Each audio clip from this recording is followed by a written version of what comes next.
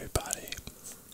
I am ASMR Reality, and tonight we are going to discuss job interviews. I got this request from one of my subscribers who wanted to know my thoughts on it and my advice to him as far as how to get a job, how to best do a job interview. For 20 years, I hired and fired people as a manager for a Toyota dealership. So when I first started, I was 28 years old, and so I probably wasn't very good at it because I was kind of faking my way through it because I was young.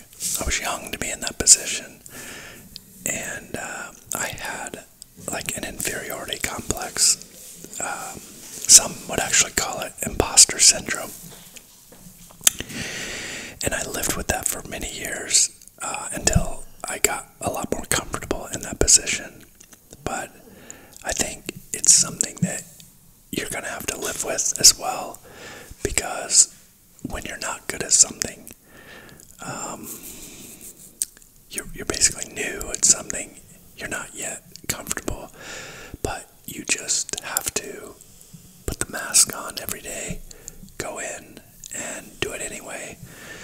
And it's similar when you actually go in for the interview. You are putting a mask on because you obviously have nerves. But just know that the person doing the interview is probably not maybe as nervous as you, but they're nervous as well. The only reason they're interviewing you is because they need somebody to come to work for them. So they have a need, you have a need. The key is to just allow those needs to meet each other and solve each other's problems. So you have to keep that in mind. You're not the only one that needs something. They wouldn't be interviewing you if they didn't have a need as well. So there's an old saying, fake it till you make it. And that comes into play when you're new at something and when you're trying to get a job. Maybe you're trying to get a job that you don't feel qualified for. Put the mask on and pretend that you are qualified. That's what you have to do. It's the easiest way I can describe it. In fact, for years, I would always when I would be driving to work, I would do the physical. I would physically put my hand to my face as if I was putting a mask on, because I knew I was going to unlock that door and I was going to be inside those four walls for 15, 16 hours. And it wasn't what I wanted to do. In fact, it's one of the reasons why I've always had 3 dogs. I've had up to 4 at one time, because I spent so much time at work. I never wanted them to be alone. So I've always had a dog door, and I've always let them have free roam. They could come in the house, they could go outside. I would obviously feed them breakfast before I leave the house, and then I would feed them again when I got home. But then they would just play with each other. But that's off topic. But my point is, I had to put the mask on every day because I was doing something that I really didn't want to do. But I needed the money. I needed to propel my life forward, and that's why you're needing this job. In fact, it's why jobs pay us, because they're not what we want to do. It's not what you want to do, and that's why they pay you. So, again, step 1, just know the company has a need, just like you do. You need the job, but they need the employee. They wouldn't be interviewing you if they didn't need you. So that will help give you a better mindset. It'll help you understand that you're not the only one with the need. That will help calm a little bit of the nerves. And then putting the mask on to say you're an actor. You are now being paid to play a role as someone who deserves this job. You are qualified. You can do it. And that's what you have to do. You have to walk in not with arrogance, but with humble confidence. So you want to be respectful. You want to be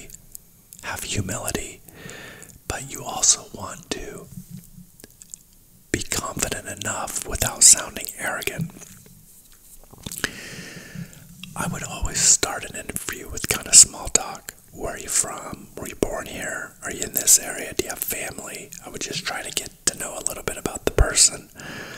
Every interviewer is going to be different, so you don't really know what to expect. It's very difficult to know what questions are going to be asked. And so you just have to be honest with the things that you don't know. But you can prepare for certain questions. Nearly everybody is going to say, why do you feel you're qualified for this job?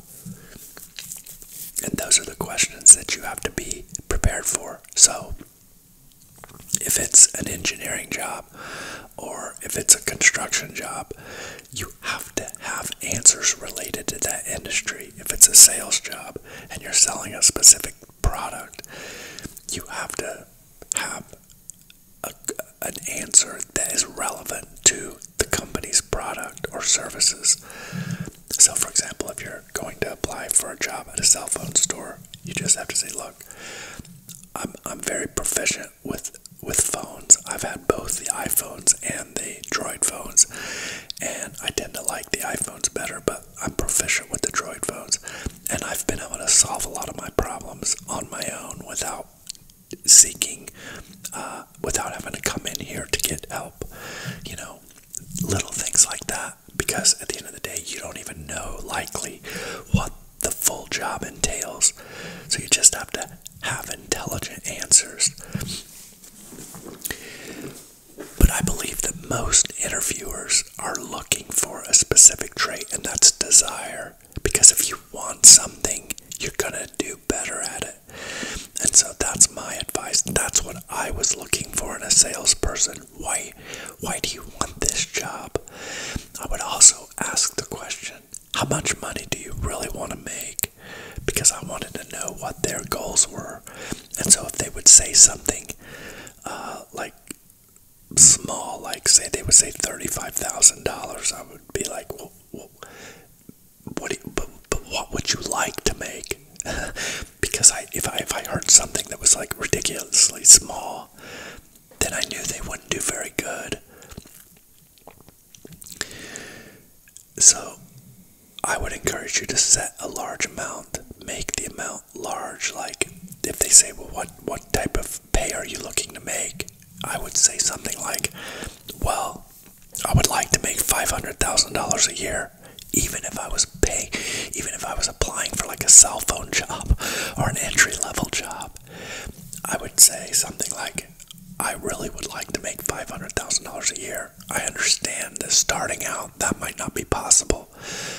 But given that Verizon is a large company and I'm young, I feel like taking this entry-level position by starting at the lowest level, I think it would be the best way to move up in a company so that you've done every job, because then you can relate to all the employees. You know, saying something like that is going to have a world of impact on the person interviewing you, because it's going to show you that you have long-term plans to stay with the company.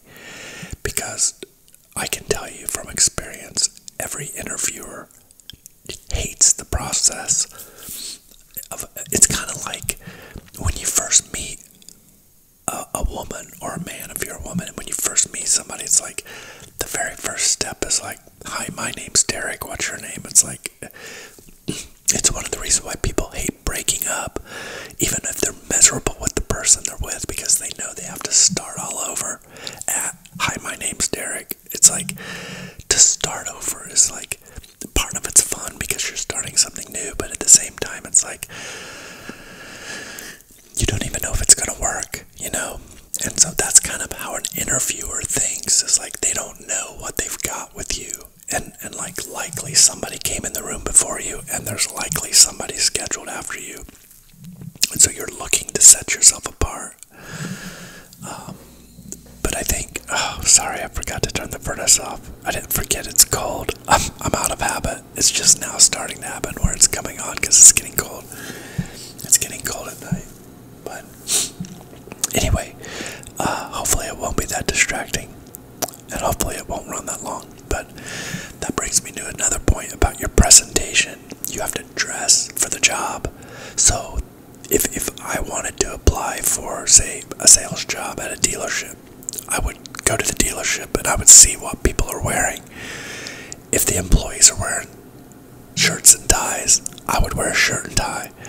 If the employees are wearing golf shirts, I would wear a golf shirt. Now, if I go in there and the interviewer has a tie on, I would say to the person, hey, I thought about wearing a tie today, but prior to coming here, I actually stopped by here just to kind of see what the place felt like, to see if it's someplace I would even want to work.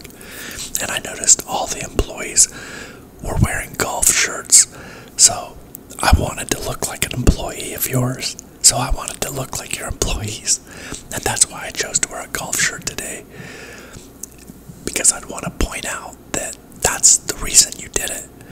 Now, if you're wearing a tie, I wouldn't even mention it. Because there's really, other than putting a jacket on with a tie, there's really no more dressed up you can be. So there's no sense in even saying it. But in the event the interviewer would have preferred you wore a tie, it's great if you mention that, because it will show intelligence on your part that you actually wanted to look like an employee, because you wanted them to visualize you as one of their employees. So definitely don't overdress. You don't want to be dressed nicer than the person interviewing you. So it really just depends on the type of job you're going to apply for. The other part is people get self-conscious about not being qualified. But when I wanted to interview people, like in my job, I preferred salespeople who had never sold cars before. I know that sounds strange, but I was looking for people without car experience. I wanted people with sales experience, but I did not want to hire people with previous car experience at other dealerships, because they would have been trained by another. I gotta sneeze.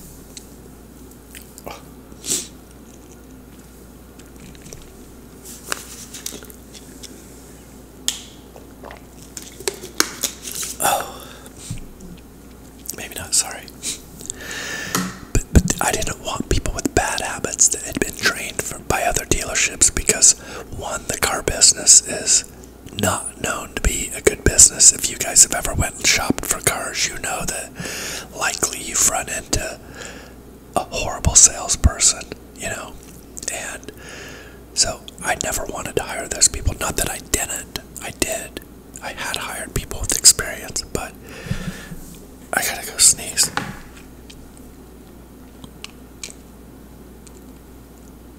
Maybe. Oh, I feel it coming on. Oh, it's horrible. You've ever been in that position. And now this brings up a good point. What if something like that happens in a job interview? What would you do? I would do what I did. Excuse me. I'm sorry, this is awful, but I think I need to sneeze. Can you excuse me just 1 second? And I would go do it. If you could. Again, if you're courteous, people understand. But forget what I was talking about now. I know we were talking about dress. Oh, confidence and experience. So a lot of times we have this preconceived theory that they want somebody with a lot of experience, when that may very well not be the case. Now, if you're hiring like a professional job, of course experience probably matters more, but in certain sales jobs it's definitely not necessarily the case. It is best, I think, if you've had some sort of sales background.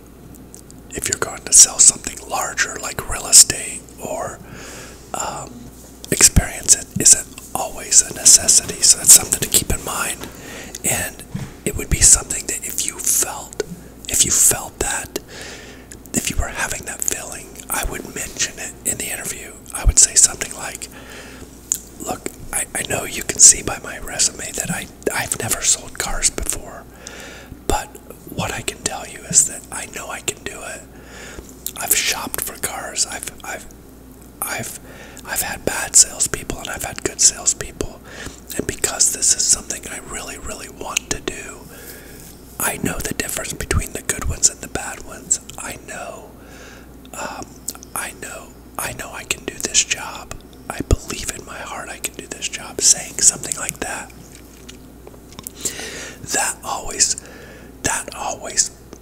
went well with me, because I wanted to see the desire. I wanted somebody that wanted it, because if you want something, desire is truly the number one. That's the very first thing you need, I believe. If for example, somebody said, I want to be a millionaire, the first thing you have to want it. Like, you have to want to be a millionaire. The next step is, well, how are you going to get it? Because you're not even going to try to get it if you don't want it. So the desire is number one. You really have to want something. And today, to get something, you really, really have to want it, because it takes a lot of commitment. And if you don't have a strong desire, the discipline that it takes to get it is going to be very difficult to conjure up within you, because discipline is the next step. Desire is first, discipline is second. That's really how we accomplish our goals, by first desiring, and by second having the discipline to go for it. The commitment, it's what it takes, and I know it's not easy. You know, I think back to what I had to do, and the challenges that I faced, and the things I made it through, and the difficult times that I made it through, and sometimes I'm amazed that I made it. You know, there were so many times I wanted to give up, but I didn't, you know. But back to the topic of the interview. So that's really the key, trying to be as prepared as possible. Learn as much as you can about the company. You know, even little things like, well, you know, I plan on moving closer so my commute's shorter. I'm very dependable in that I always like to get to work a little bit early, and I'm always willing to stay a little late if things need to be done, or I'm willing to pick up extra shifts. Volunteering information like this is music to the ears of an interviewer, especially if the interviewer is the manager, because they're the ones that have to deal with the drama all the time of employees calling in sick and employees being late to work and things like that. Now, if you volunteer that information, you have to be prepared to follow it up with action and to live up to what you said you would do. So keep that in mind. Don't say it if you're not willing to do it. And so I also think practicing the interview process, I would apply for jobs that maybe you don't even think you can get, just to see if you could get the interview.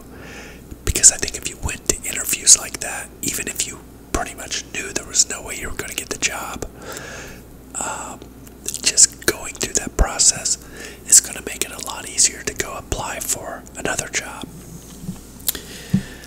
I remember when I was selling electronics and I wanted to sell cars, I went to a dealership that was really close to my house, but it was like one of the best dealerships in the area. And so I knew it was a long shot, at least in my mind. But the guy really liked me. And he said to me, Derek, you just are too young. You just don't have the experience. And so I thanked him for his time and was nice about it. But he was nice to me. And so I used that experience of knowing that guy liked me, and that I think he wanted to hire me, but I think he was scared to hire me. So then the dealership that did hire me, it was like a half-hour drive from my house. It was more like off the beaten path, and it was not as well known and didn't have as good of a reputation. So I did get the job there. It was the first job I ever got selling cars, and once I worked there like 2 years, and when I decided to leave, I went back to that other dealership, and I took my pay stub with me, and I said, look, remember when you wouldn't hire me? This dealership did hire me, and I've obviously done really well. Now, I know you're a better dealership than this dealership, so I know I can make more money than this. I got hired on the spot. No hesitation. So that's another reason why you might try to set your sights higher, because you may not get that job today, but when you come back, it might make your chances way higher of getting that job. So I know it's so hard because I don't even know what kind of job this guy was going to apply for, but I can only give you my experience, and primarily what I'm looking for is desire. I'm looking for how do you communicate, I'm looking for how do you present yourself, and I'm looking for, like, are you willing to stay? Are you going to work for 6 months and then quit? Is this just a stepping stone? Is this really what you want? Does this fit your long-term desires? That type of thing, that's what I was looking for. So, not just a job, but somebody wanted to make a career out of it. And if you can present that, even if you don't want to make a career out of it, but you need the job, you gotta fake it. You gotta say what you gotta say to get the job. That's just what it is. So I hope this helps, and I hope you enjoyed it. I thought about trying my first role play by playing an interviewer, but this is more my style. I'm sorry, I just can't do the role play thing. I probably could do it, but I've never done it, so I didn't really feel like trying it on this one, but I did think about it. So anyway, I appreciate your time, appreciate you watching, and I'll see you on the next one. Good night.